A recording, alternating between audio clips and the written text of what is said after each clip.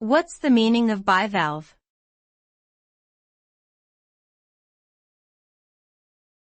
Bivalve.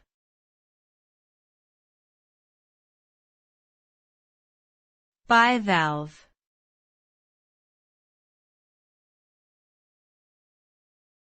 Bivalve.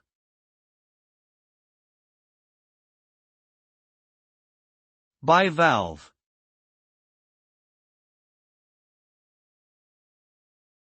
Bivalves are a type of marine and freshwater mollusks that are characterized by having two symmetrical shells connected by a hinge.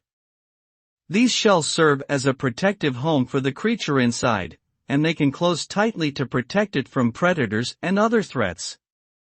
Bivalves are filter feeders that extract nutrients from water passing through them.